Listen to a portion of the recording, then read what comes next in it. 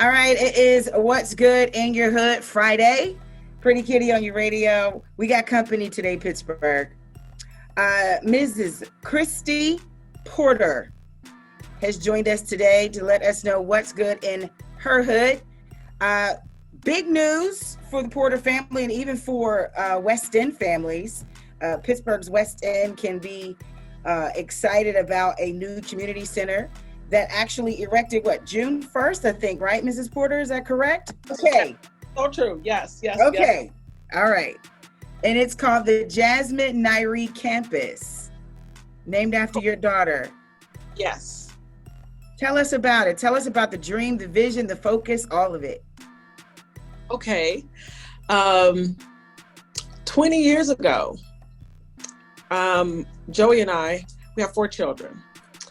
And my daughter Jasmyn was born, and she's special needs. Mm-hmm. And after, oh my God, seemed like years of trying to figure out what was wrong with her, she was finally diagnosed at the age of 5 with autism. Mm-hmm. So, as you know, autism is just, they don't have a cure for it. It's not genetics. Mm-hmm. They don't know scientifically what causes autism, where it comes from, or anything like that. So my other children would go off to summer camps in the summertime. And when I would try to send Jasmyn to summer camp, no programs would take her. They were saying, no. I'm like, why? She's just special needs. She's not contagious. She doesn't have some disease. You can't pass it. It's not transferable. Mm-hmm. Why can't she go to summer camp with her siblings? She doesn't have any behaviors. She's not on any medication. She's just special needs. And I even offered to pay for her to have a shadow, for a staff member just to shadow her mm-hmm. to go to summer camp. And that wasn't the responsibility. Yeah. Because of the liability, the responsibility, and not having the know-how to work and deal with special need kids, the services just did not exist. Mm-hmm. So I took it up on myself to open my own facility for special need kids, just like a summer program. I found a small building, about 5,000 square feet, and I said, okay, fine. There's nothing out there. I'll create it. So parents can have some free time to themselves. There's a place for their special need kids to go for a couple of hours a day. Within 3 months, we had about 200 families on the waiting list. Wow. Yes. We had 200 families on the waiting list, and our facility was already providing services to about 50 kids. The 5,000 square foot building, that was our max. Our max was 50. Mm-hmm. And just from there, and just creating a place for special need kids to go in the summertime, here we are, 19 years later. We have a state-of-the-art facility that's over 35,000 square feet in California. We provided services to over 3,500 families, and here we are today. So it just started from just a dream and a vision to have something for kids with special needs, a place for them to go, to now we have a full-blown socialization, life skills training facility for children. Mm-hmm. And now it's almost like creating or reinventing the wheel all over again. Now that she's 21, right? There are no services for adults with special needs. I mean, 2020, still no services, nothing.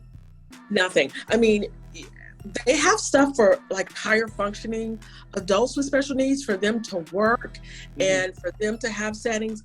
But Jasmyn is on the lower spectrum. She's nonverbal. Mm-hmm. She's on the lower spectrum. She'll need assistance at all times. And for adults like that, even children, the services are few and far in between. So Pittsburgh has done a great deal with providing services for kids, but the services for adults, they're still millenniums behind in providing services, adequate services for the special need adult population. And that's what the Jasmyn Campus is That's what it's about. That's what we're for. And that's a part of what we're doing here on the West End and in Pittsburgh, is to provide day program services for special need adults and also on the job training. So our campus here, for the higher functioning adults, they can work and be productive. Wow. Okay. Just regular, just like regular citizens who want to work. There are a lot of adults that just can't live on their own, but they're adequate enough to where they can work. Some of them drive, they can write, they can read. They just have their modality skills are a little bit slower than typical persons, but that doesn't mean that they are less than, and they want to partake and socialize and be amongst peers and co-workers. So that's what we're going to do here on campus as well. We're going to provide jobs for a lot of the special need adults who are equipped and who can work, on the job training and jobs for them.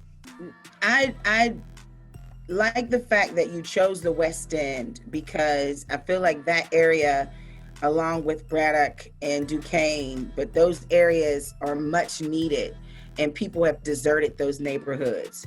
Is that the reason you decided to build in the West End? Or is there a lot of reports that there's a community that has that need, those need to be kept or shown attention to, if that makes any sense? Absolutely, and it does, because I started my quest to looking at locations and facilities and campuses 5 years ago. Okay. This was a plan that was in motion 5 years ago, because I knew the time would come where she would need services, and I didn't want it to come at the spur of the moment. I'm scrambling and looking and like, okay, what do I do next? Because I feel that everyone should have a great quality of life. And just because my daughter's special needs does not mean that she shouldn't have a great quality of life and experience socialization and to get out and do things. It's great, as we can see with this pandemic and everything going on. After you're in the house for long periods of time, you just want to get out, So I felt that it would be great to do something like this. And the West End, not only for the special needs services, but a lot of the other services that we're going to be providing here on our campus, like with GED programming, on-the-job training. We have a community center that's going to have a coffee shop, a bakery, cafeteria, all different array of services that we're going to be able to provide here for the community where they are lacking. Services here on the West End are non-existent. So that's a big factor on where we would set up our location at, to be able to benefit not only the special need community, but people in the community that were lacking services. And so it made perfect sense. This was not my first choice in location. Okay. I had chose another location, but that location was up, they were thriving, and they were doing a great deal of work. And my real estate agent, Brianne, she said, hey, Christy, there's this property that came available, and I think you should really take a look at it. For the services that you're looking to bring, I think this would be a great fit. Wow. And it was. The community would definitely benefit from being there. My sister lived in the Sheridan area, so it was something like, wow, this is refreshing. It means that there's some promise, and people in that community feel like Pittsburgh or surrounding counties have kind of given up, and so it's refreshing. With COVID-19 and the coronavirus and the needs that your clientele or the services that your organization will provide the families, will there be a difference in how you provide those services? Because it seems like you need to be more hands-on, not intimate, but a little closer than you would a doctor and a patient or something like that. So is there an adjustment that you have with your services as it relates to COVID-19? Kiki, that's a great question. Absolutely. And our facility, we have over 200,000 square feet of space here. Our campus is really large. So the services that we're going to be able to provide, we still plan on providing them in a high volume and high magnitude, We just got to be a little bit crafty about how we provide those services, how many individuals we allow into the building at one particular time for different services. We plan on having an entire floor dedicated to the medical field. So we want medical services here. That's something that's lacking in the African American community. That's something that resources that we don't take advantage of. And I think it's just us having the accessibility to it.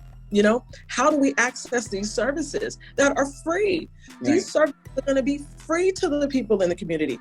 Come here and get a physical, get medical checkups. You know, I'm in talks with a dentist that will come in and provide dentistry work, you know, and all of this for the community for free, you know, free access to it. And that's, I think, has been a problem within our community in a long time, is that we just don't have the accessibility to it, you know, to access those resources, to get the assistant to access those resources and know how to go and ask for help in receiving those services. So are you guys currently open and taking, like, how is the process going if someone wanted to be, you know, receive services at the campus?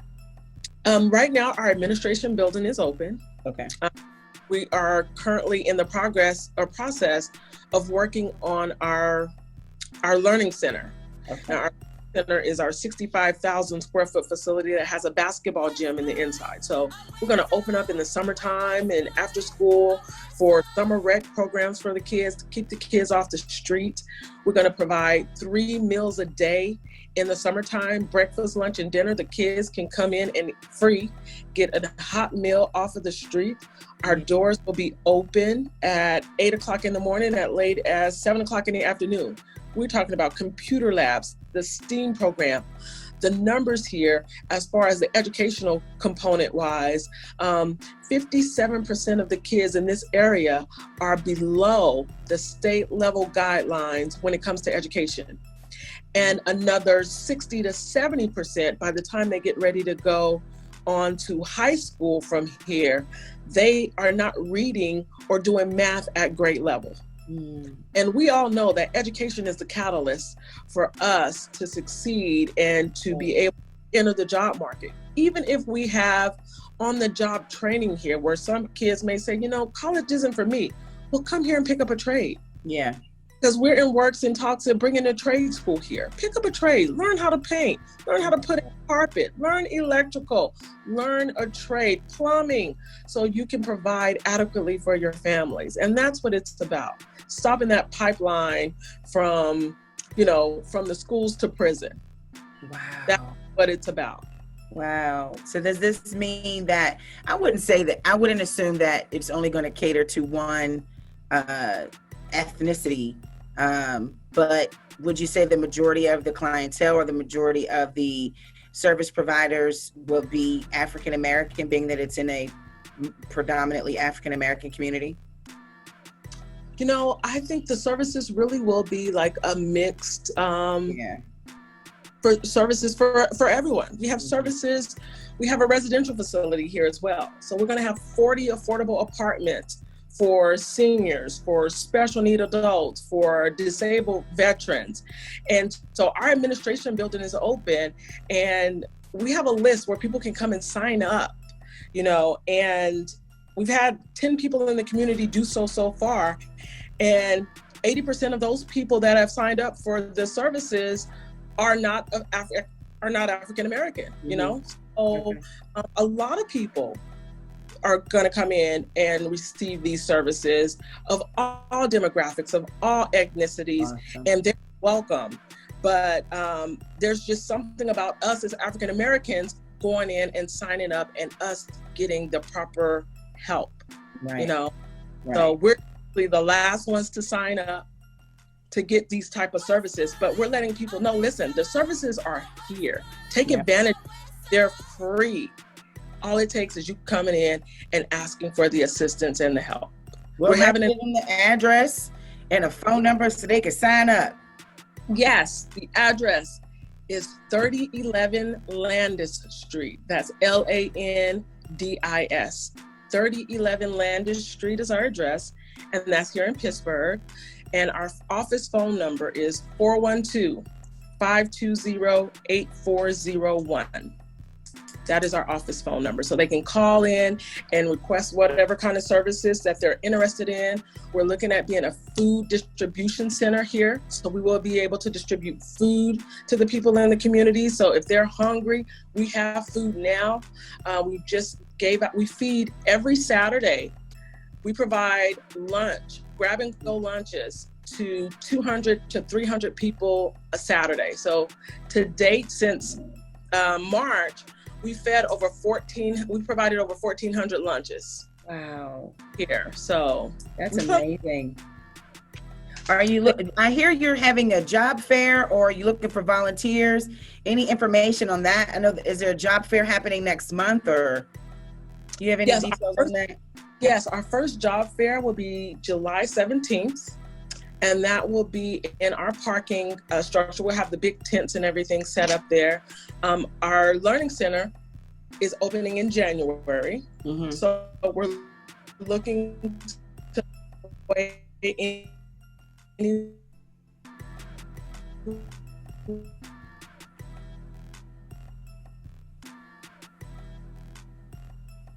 Uh-oh.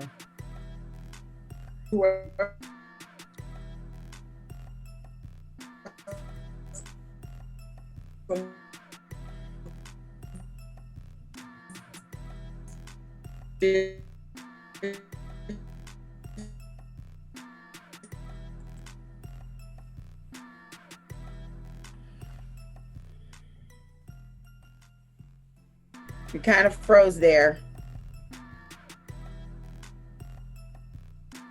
Uh-oh.